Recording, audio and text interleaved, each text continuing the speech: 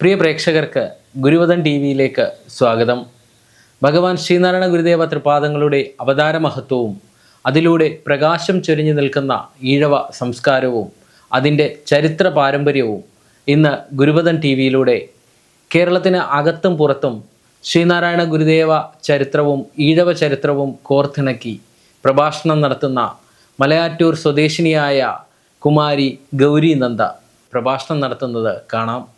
ഗുരുദേവ ഭക്തരെ, ശ്രീനാരായണ ധർമ്മ പരിപാലന പ്രചാരകരെ, ഞാൻ S Gauri Nanda. Malayattoor east 1793 number SNDP ശാഖായോഗത്തിലെ Sreenarayana പ്രാർത്ഥന കുടുംബ യൂണിറ്റിലത്തെ ഒരംഗമാണ് ഞാൻ. യുഗപ്രഭാവനായ ശ്രീനാരായണ ഗുരുദേവനെ കുറിച്ചും ഈഴവ ചരിത്രത്തെക്കുറിച്ചും 2 വാക്ക് പറഞ്ഞുകൊള്ളട്ടെ. ശ്രീനാരായണ ഗുരുദേവന്റെ അവതാര മഹത്വം, അതിലൂടെ പ്രകാശം പരത്തി നിൽക്കുന്ന ഈഴവ സംസ്കാരവും ചരിത്ര പാരമ്പര്യവും നമ്മൾ ഗുരുദേവ ഭക്തർ അല്പം അറിഞ്ഞിരിക്കുന്നത് വളരെ ഉചിതം തന്നെയാണ്. ഈഴവരാരാണ്? ഈഴവരെവിടെ നിന്ന് വന്നു? ഈഴവരെന്ന പേര് നമുക്ക് എങ്ങനെ കിട്ടി? അതിനായി നമുക്ക് ഏകദേശം 3000 വർഷക്കാലം അപ്പുറത്തേക്ക് പോകേണ്ടതുണ്ടെന്ന് എനിക്ക് തോന്നുന്നു. വരൂ, നമുക്ക് അവിടെ നിന്ന് ഒരുമിച്ച് പ്രാർത്ഥിച്ച് യാത്ര തുടങ്ങാം. എനിക്കെന്റെ ഗുരുമതി ശ്രീനാരായണൻ, അതുമതി അവസാന കാലം വരയ്ക്കും. എനിക്കെന്റെ ഗുരുമതി ശ്രീനാരായണൻ,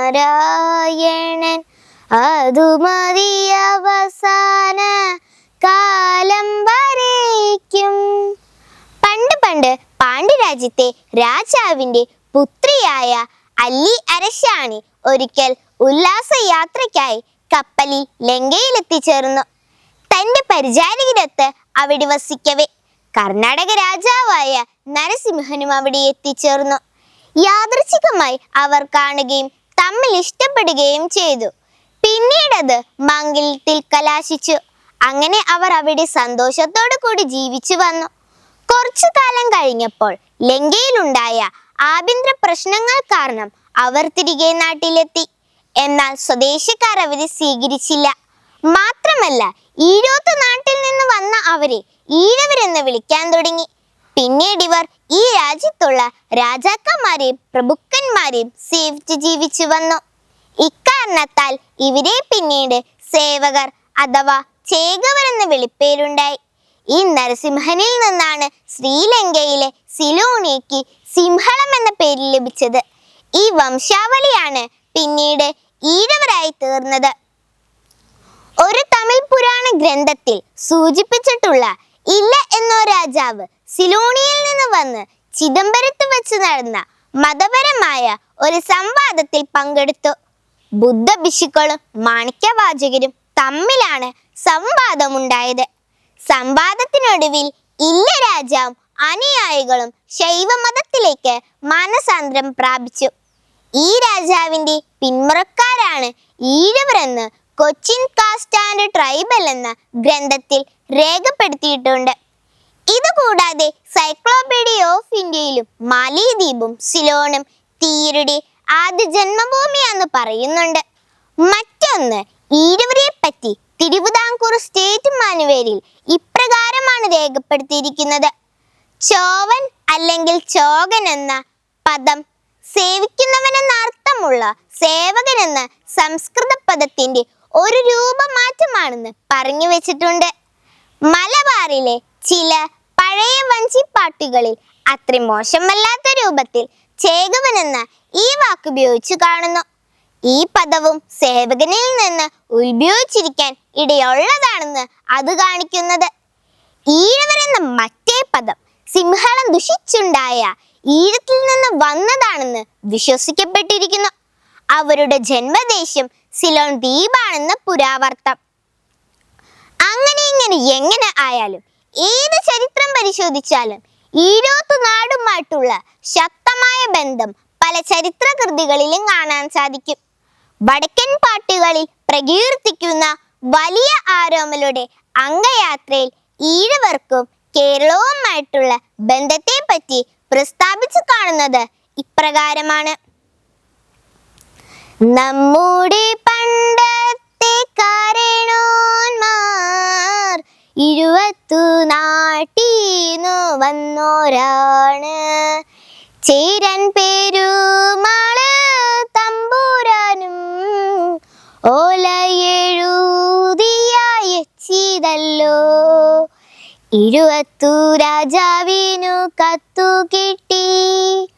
അപ്പോൾ പറയുന്നു രാജാവല്ലോ, ഇവിടുന്നു 7 പേരെ അയക്ക വേണം.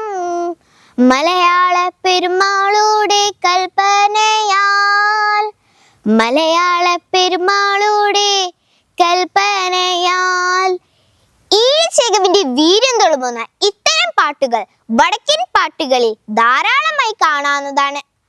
അശോക മഹാരാജാവിന്റെ കാലത്ത് ബുദ്ധമതത്തിന് അത്ഭുതകരമായ വളർച്ചയുണ്ടായപ്പോൾ ബുദ്ധവിഹാര നിർമ്മാണത്തിന് ഇവിടെ നിന്നും സിലോണിലേക്കും അതുപോലെ അവിടെ നിന്നും ഇവിടേക്കും ധാരാളം ശില്പികളും പണിയാളുകളും അവരുടെ കുടുംബങ്ങളും യാത്ര ചെയ്തു വന്നിരുന്നു.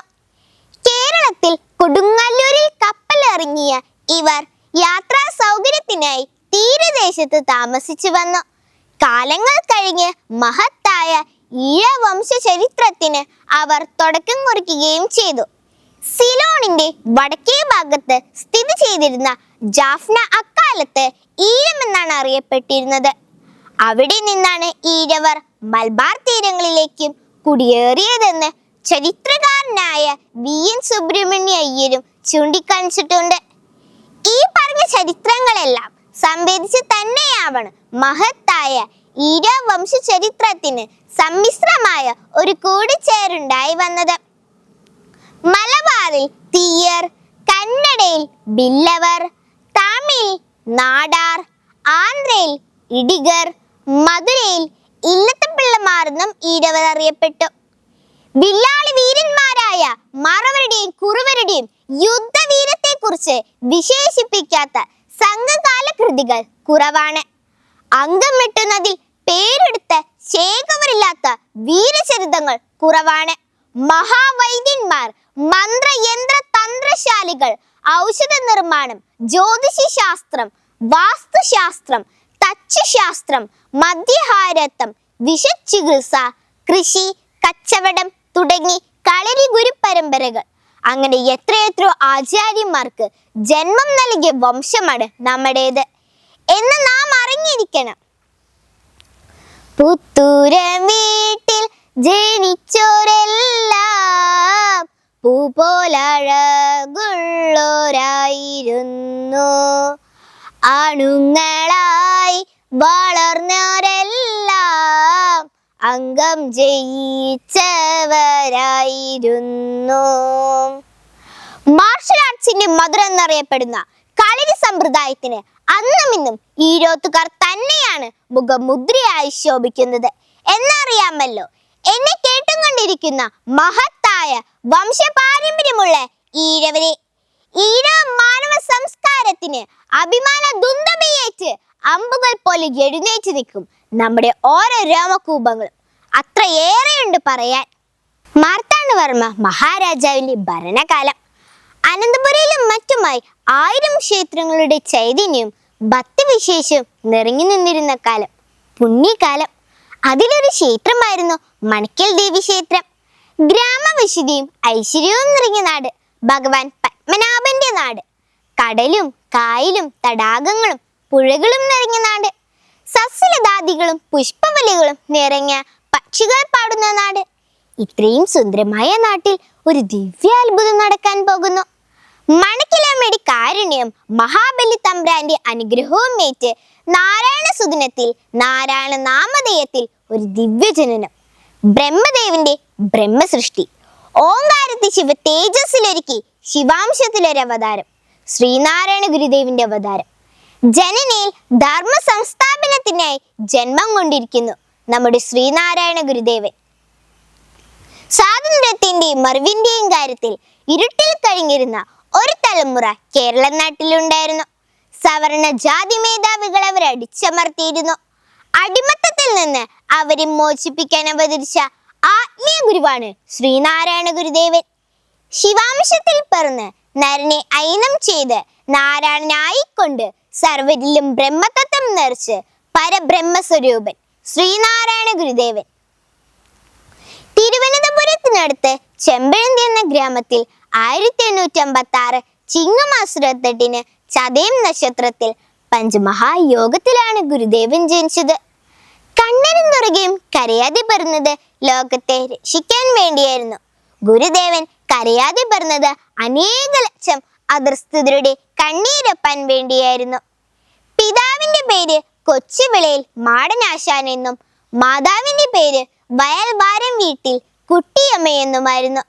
അന്ന് താഴ്വഴി സമ്പ്രദായം നിലനിന്നിരുന്നു കൊണ്ട് വയൽവാരം വീട് എന്നാണ് ആ കുടുംബം അറിയപ്പെട്ടത്. ഗുരുവിന് 3 സഹോദരന്മാരുണ്ടായിരുന്നു. കൊച്ചു, മത, തെയ്യി എന്നായിരുന്നു അവരുടെ പേരുകൾ. അമ്മാവിന്റെ പേര് കൃഷ്ണൻ വൈദ്യൻ എന്നായിരുന്നു. നാരായണൻ എന്നാണ് കുട്ടിക്ക് പേര് വിളിച്ചത്. നാണുവെന്ന ഓമന പേരിൽ ഗുരുദേവൻ വളർന്നു. സാമൂഹ്യപരമായ പ്രശ്നങ്ങൾ നിറഞ്ഞതായിരുന്നു നാണുവിന്റെ ആ കുട്ടിക്കാലം. പലവിധ അനാചാരങ്ങളും അനുഷ്ഠാനങ്ങളും നിലനിന്നിരുന്നു. അന്ന് അതിൽ പ്രധാനമായിരുന്നു അയിത്തം. ഇന്ന് നമുക്ക് അതേക്കുറിച്ച് സങ്കല്പിക്കാൻ തന്നെ പ്രയാസം തോന്നും. ഉയർന്ന ജാതിയിൽപ്പെട്ടവർ മാത്രം സ്വതന്ത്രരായി കഴിഞ്ഞു പോന്നു. ഈഴവർ മുതൽ താഴേക്കുള്ളവർ അടിമകളെ പോലെ ജീവിച്ചു. ജാതിയിൽ എത്രയ്ക്ക് താഴേക്ക് പോകുന്നു അത്രയ്ക്ക് ദുരിതങ്ങളും ഏറിയിരിക്കും. ജാതി നിയമങ്ങളും അനുശാസനങ്ങളും വളരെ ശക്തമായിരുന്നു. ഇതിന് വിപരീതമായി പ്രവർത്തിച്ചാൽ ശിക്ഷ വളരെ കഠിനമായിരുന്നു. വേദങ്ങൾ കേട്ടാൽ അവന്റെ കാതിൽ ഈയമുരുക്കിയൊഴിക്കണമെന്നും വേദങ്ങൾ ഉച്ചരിച്ചാൽ അവന്റെ നാവറിയണമെന്നും മാറുമറയ്ക്കാതെ തന്റെ തേവരെ തൊഴാതെ ബന്ധനങ്ങളിൽ പെട്ടുകഴിയുന്ന സാധുജനങ്ങൾ. വേദങ്ങൾ കേട്ടാൽ അവന്റെ കാതിൽ ഈയമൊരുക്കി ഒഴിക്കണമെന്നും വേദങ്ങൾ ഉച്ചരിച്ചാൽ അവന്റെ നാവറിയണമെന്നും മാറുമറയ്ക്കാതെ തന്റെ തേവരെ തൊഴാതെ ബന്ധനങ്ങളിൽ പെട്ടുകഴിയുന്ന സാധുജനങ്ങൾ. അങ്ങനെയൊക്കെയായിരുന്നു ആ കാലഘട്ടം. നായരിൽ നിന്ന് ഈഴവർ 12 അടിയും ഈഴവരിൽ നിന്ന് പുലയർ 64 അടി മകന്നു നിൽക്കണം. മതം മാറി ക്രിസ്ത്യാനിയോ മുസൽമാനോ ആയാൽ ഈ വക പ്രശ്നങ്ങളൊന്നും ഉണ്ടാകുകയില്ല. ഇങ്ങനെയുള്ള കാലഘട്ടത്തിലാണ് നാണുവിന്റെ ജനനം. എല്ലാ മനുഷ്യരും ദൈവത്തിന്റെ സൃഷ്ടിയിലും ദൃഷ്ടിയിലും തുല്യരാണെന്ന് നാണു വിശ്വസിച്ചു. അങ്ങനെ നാണു വളർന്നു വലുതായി. വിദ്യാഭ്യാസ കാലമായി. അക്ഷരദേവതയെ വന്ദിച്ച് അറിവിന്റെ ശ്രീകോവിലിലേക്ക് ഗുരു പ്രവേശിച്ചു.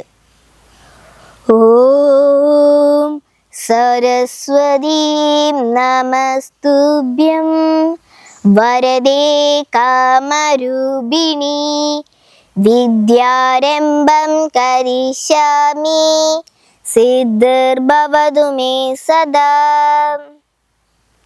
നാണുവിനെ 5ാമത്തെ വയസ്സിൽ എഴുത്തിനിരുത്തി. ചെമ്പഴന്തി മൂത്തപ്പിള്ള ആശാനാണ് ആദ്യ അക്ഷരം കുറിച്ചത്. അക്ഷരങ്ങൾ പഠിച്ചു കഴിഞ്ഞപ്പോൾ സിദ്ധരൂപം, ബാലപ്രബോധം, അഷ്ടംഗഹൃദയം, അമരഘോഷം എന്നിവയൊക്കെ പഠിക്കാൻ തുടങ്ങി. അമ്മാവനായ കൃഷ്ണൻ വൈദ്യനും പിതാവായ മാടനാശാനുമായിരുന്നു നാണുവിന്റെ ആദ്യ ഗുരുക്കന്മാർ. 16ാമത്തെ വയസ്സ് മുതൽ ജ്ഞാനമാർഗങ്ങൾ അഭ്യസിച്ചു തുടങ്ങി. അതോടൊപ്പം ജ്യോതിഷ വിദ്വാനായ ഒരു ശാസ്ത്രജ്ഞനിൽ നിന്ന് ആയുർവേദ ഔഷധ നിർമ്മാണ രീതികളും പഠിച്ചു. തുടർന്ന് നാണുവിനെ സംസ്കൃതത്തിൽ ഉപരിപഠനത്തിനയക്കാൻ തീരുമാനിച്ചു. അതിനായി സംസ്കൃത പണ്ഡിതനായ കുമ്മംപിള്ളി രാമൻപിള്ള ആശാന്റെ ശിഷ്യത്വം സ്വീകരിച്ചു. കായംകുളത്തിനടുത്ത് പുതുപ്പള്ളിയിലുള്ള ഗുരുകുലത്തിലായിരുന്നു പഠനം. ഓം സഹനാ ഭവതു സഹനൗ ഭുനക്തു സഹ വീര്യം കരവാവഹൈ തേജസ്വിനാവധീതമസ്തു മാ വിദ്വിഷാവഹൈ. ഓം ശാന്തി ശാന്തി ശാന്തി. രഘുവംശം മുതലാണ് നാണു പാഠങ്ങൾ പഠിച്ചു തുടങ്ങിയത്. ഒരു തവണ കേൾക്കുമ്പോൾ തന്നെ നാണു പാഠങ്ങൾ പഠിക്കുമായിരുന്നു. ശിഷ്യന്റെ അപാരമായ കഴിവിൽ രാമൻപിള്ള ആശാന് വലിയ മതിപ്പുണ്ടായി. നല്ല ബുദ്ധിയും ചുറുചുറുക്കുമുള്ള കുട്ടിയായിരുന്നു നാണു. അതിനാൽ വലിയ കുട്ടികൾ പഠിക്കുന്ന പാഠങ്ങൾ ഗുരുനാഥൻ നാണുവിനെ പഠിപ്പിച്ചു. നാണു വെളുപ്പിനെ ഉണരുകയും നിത്യവും ധ്യാനത്തിൽ ഇരിക്കുകയും ചെയ്യുമായിരുന്നു. ഭാഗവതമായിരുന്നു അക്കാലത്ത് നാണു വായിച്ചിരുന്നത്. ശ്രീകൃഷ്ണനായിരുന്നു നാണുവിന്റെ ഇഷ്ടദേവൻ. ഭൂയോ വൃത്തി നിവർത്തയായി ഭുവനവും സത്തിൽ തിരുഭൂതമായി പീയൂഷധ്വനി ലീനമായി ചുഴലവും ശോഭിച്ചു ദീപപ്രഭ മായാമൂടുപടം തുറന്ന മണിരംഗത്തിൽ പ്രകാശിക്കുമാ കായാവിൻ മലർമേനി കൗസ്തുഭമണിഗ്രീവന്റെ ദിവ്യോത്സവം. ഈ ഭക്തിവിശേഷം കൊണ്ട് തന്നെയായിരിക്കണം ശ്രീകൃഷ്ണ ദർശനം ഉണ്ടായപ്പോൾ ഇത്തരത്തിലൊരു കൃഷ്ണകാവ്യം ഗുരു എഴുതാൻ കാരണം. അത്രയ്ക്കും സുന്ദരമായ സൃഷ്ടി തന്നെയാണ് ഇത്. അങ്ങനെ നാളുകൾ കടന്നുപോയി. ഒരിക്കൽ പഠനകാലത്തിനിടെ നാണുവിന് രക്താതിസാരം പിടിപെട്ടു. ഇതറിഞ്ഞ അമ്മാവന്മാർ നാണുവിനെ അവിടെ നിന്നും തിരികെ ചെമ്പഴന്തിയിലേക്ക് കൊണ്ടുവന്ന് അസുഖം പൂർണ്ണമായി മാറ്റിയെടുത്തു. അസുഖം പൂർണ്ണമായി മാറിയെങ്കിലും പിന്നീട് നാണു തുടർ പഠനത്തിന് ഗുരുകുലത്തിലേക്ക് പോകണ്ടെന്ന് വെച്ചു. എങ്കിലും വ്യാകരണം, തർക്കശാസ്ത്രം, അലങ്കാരം എന്നിവയൊക്കെ നാണു ആ കാലയളവിൽ പഠിച്ചു കഴിഞ്ഞിരുന്നു. വരുന്നൊരു തുമ്പങ്ങളെല്ലാം അറിഞ്ഞ് കരിഞ്ഞിടുമാറാവിരാതങ്ക ബീജം കുറഞ്ഞൊരു നേരം നിനയ്ക്കുന്ന ഭക്തർ അറിഞ്ഞില്ല മറ്റുള്ള കൈവല്യ രൂപം.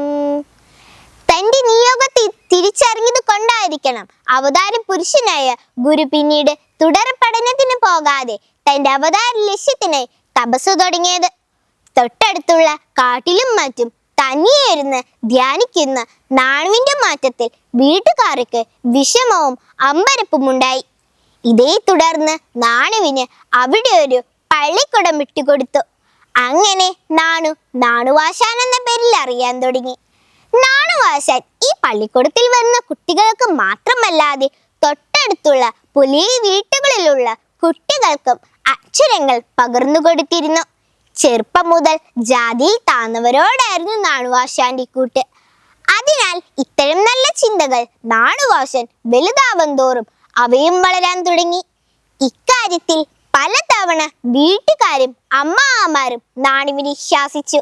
എങ്കിലും നാണു ഇതൊന്നും ചെവിക്കൊണ്ടില്ല.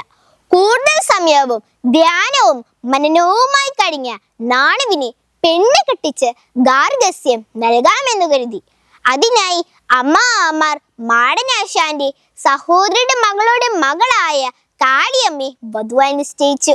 നാണുവിന്റെ സഹോദരിമാർ വധുവിനെ വീട്ടിലേക്ക് എത്തിച്ചു. അക്കാലത്ത് സഹോദരന് വേണ്ടി സഹോദരിമാർക്കും ഇഷ്ടപ്പെട്ട പെണ്ണിനെ ബേലി ചെയ്തു കൊണ്ടുവരാമായിരുന്നു. എന്നാൽ തന്റെ പത്നിയായി എത്തിയ കാളിയമ്മയോട് തന്റെ അവതാര ലക്ഷ്യം ലളിതമായി പറഞ്ഞിട്ട് നാണു വീട് വിട്ടിറങ്ങി.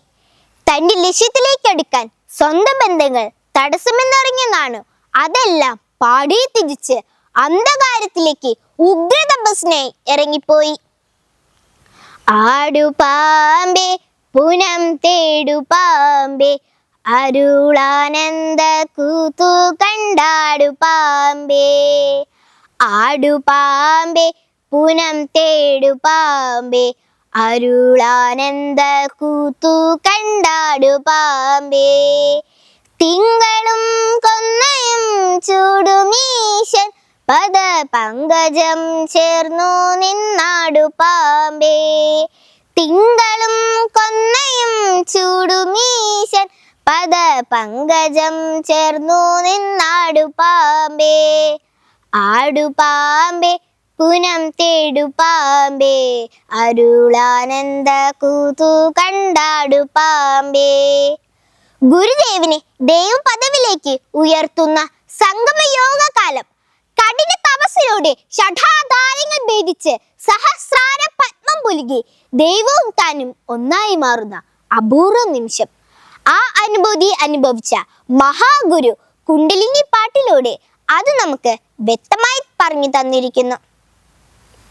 ആടു പാമ്പേ, പുനം തേടു പാമ്പേ, അരുളാനന്ദ കൂതു കണ്ടാടു പാമ്പേ. തപസ്സിലൂടെ തത്വമസി പൊരുൾ അറിഞ്ഞ ഗുരു ജീവിത മൂല്യങ്ങൾ തേടിയുള്ള യാത്രയായിരുന്നു പിന്നീട്.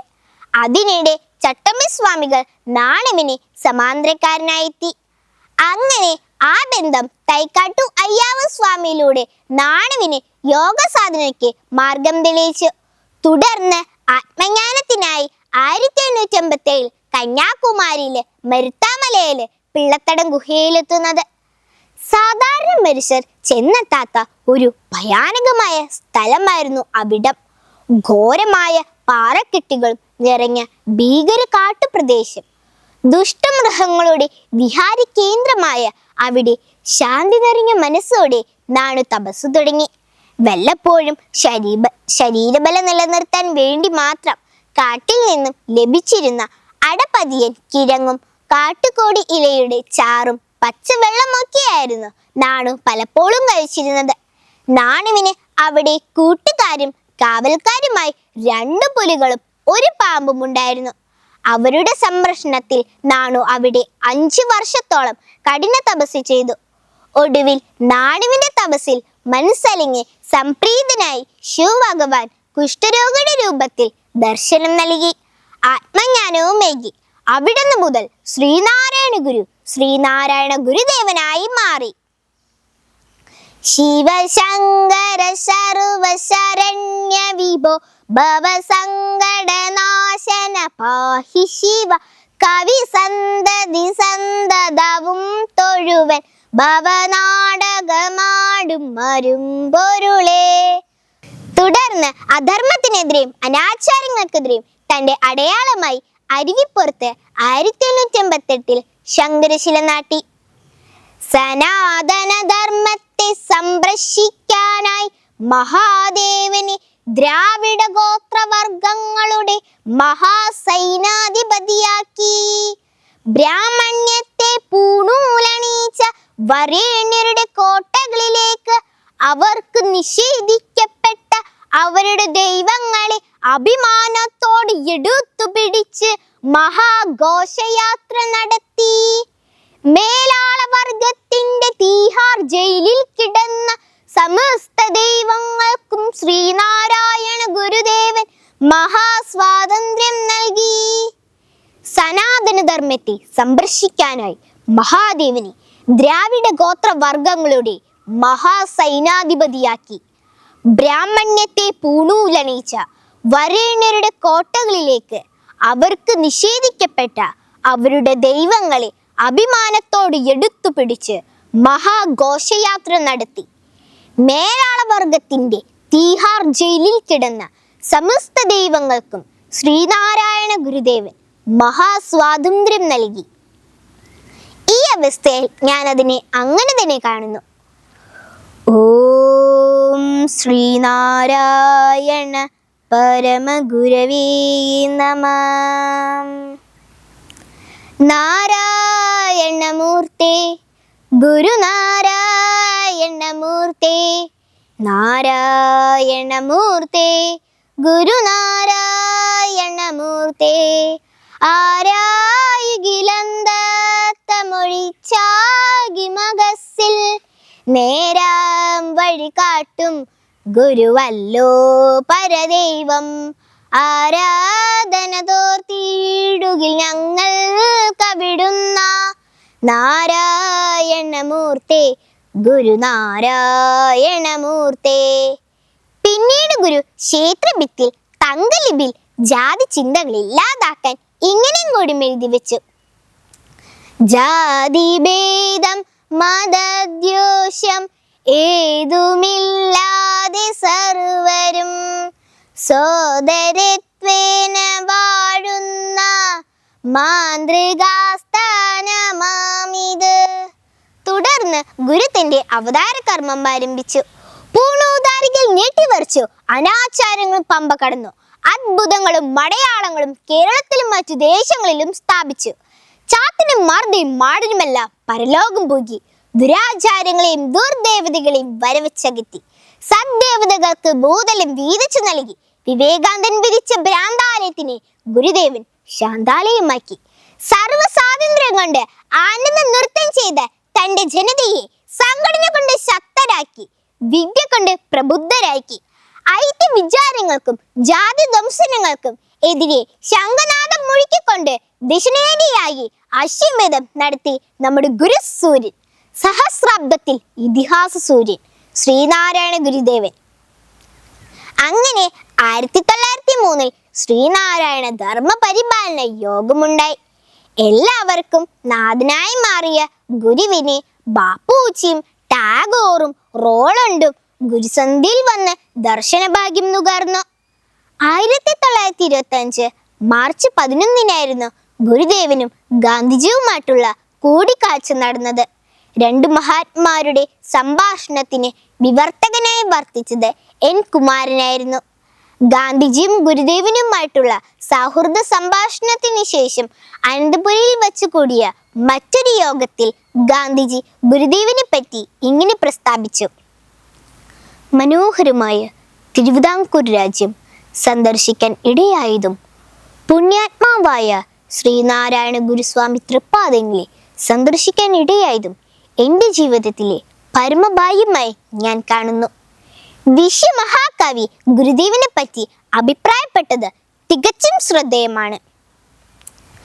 ഭാരതഭൂമിയിൽ ജീവിച്ചിരിപ്പുള്ള പരമഹംസന്മാരിൽ സ്വാമി തൃപ്പാദങ്ങളെ പോലെ പാവനചരിതനായ ഒരു മഹാത്മാവിനെ ഞാൻ ഇവിടെയും കണ്ടിട്ടില്ല.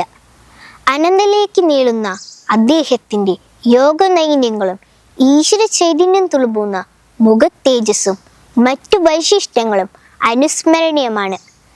ക്രിസ്തുമത വിശ്വാസിയായ ആൻഡ്രൂസ് എന്ന മഹാപുരുഷൻ ഗുരുദേവനെ സാക്ഷാൽ ഈശ്വരൻ തന്നെയാണ് ദർശിച്ചത്.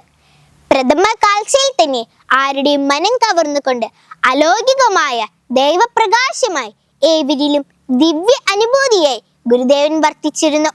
സർവമേധാവിത്വത്തിന്റെ രാജസിംഹാസനത്തിൽ ഇരുന്നു കൊണ്ട് ഗുരു അധസ്ഥിതർക്കായും അടിച്ചമർത്തപ്പെട്ടവർക്കായും അറിവില്ലാത്തവർക്കായും കളപിടിച്ച് മണ്ണൊഴുത് പുതുവിത്ത് പാകി. അറിവിലുമേറിയറിഞ്ഞിടുന്നവൻ തൻ ഉരുവിലുമൊത്തു പുറത്ത് മുജ്ജലിക്കും. കരുവിനു കണ്ണുകളഞ്ചു മുള്ളടക്കി തെരുതെര വീണു വണങ്ങിയോതിടേണം. ആധ്യാത്മജ്ഞാനത്തിനായി വിദ്യാലയങ്ങളും ആധ്യാത്മ ദർശനത്തിനായി കാവ്യങ്ങളും ആധ്യാത്മ മോശത്തിനായി ക്ഷേത്രങ്ങളും നൽകി ലോകം മുഴുവൻ ഗുരുവിന് മുന്നിൽ തൊഴുതി നിന്നു. 1928 തൻ്റെ 73 വർഷകാല ഭൂനാടകത്തിന് അന്ത്യമെടുത്തപ്പോൾ തിരു അവതാര രൂപത്തെ ശിവഗിരിക്കുന്നിന് സമർപ്പിച്ചുകൊണ്ട് ഗുരുദേവൻ തൻ്റെ ചൈതന്യത്തെ സർവരിലും ലയിപ്പിച്ച ശേഷം ആത്മവിയോഗത്തിനായി യോഗഭാവം പൂണ്ടു. തനിക്ക് ചുറ്റും കൂടി നിന്ന് ശിഷ്യരോട് ഗുരുദേവൻ ദൈവദശകം ആലപിക്കാൻ പറഞ്ഞു. ശിഷ്യരുടെ ദൈവദശകം ആലാപന സമയത്ത് അവിടെ കൂടി നിന്ന ആയിരക്കണക്കിന് ഗുരുഭക്തർ അതിശക്തിയായ ദുഃഖത്താൽ ശ്വാസം നിലച്ച മട്ടിൽ കണ്ണീരൊഴുക്കി നിന്നു. എല്ലാവർക്കും സ്വന്തം പ്രാണൻ പോകുന്ന വേദന അനുഭവപ്പെട്ടു. പരമദയാലുവായ ഗുരു എല്ലാവരെയും നോക്കി മന്ദസ്മിതം പൂണ്ടു. പിന്നെ ഗുരു സാവധാനം തൻ്റെ കണ്ണുകൾ അടച്ചു. ഇന്ദ്രിയ വീതം ചെയ്തു. യോഗബലത്താൽ പഞ്ചപ്രാണിനെ വരുതിയിലാക്കിക്കൊണ്ട് ആത്മപ്രാണിനെ ബന്ധിച്ചു. ഈ സമയം ദൈവദശകം അവസാന പദ്യത്തിലെത്തിയിരുന്നു. അവിടെ കാത്തുനിന്ന പ്രപഞ്ചദേവതകൾ ഗുരുദേവന്റെ ആത്മചൈതന്യത്തെ കൂപ്പുകൈകളോട് സ്വീകരിച്ചു. ഭക്തജനങ്ങളുടെ ചുണ്ടുകളിൽ അപ്പോഴും മന്ത്രജപം ഉറക്കെ ഉണർന്നു നിന്നിരുന്നു.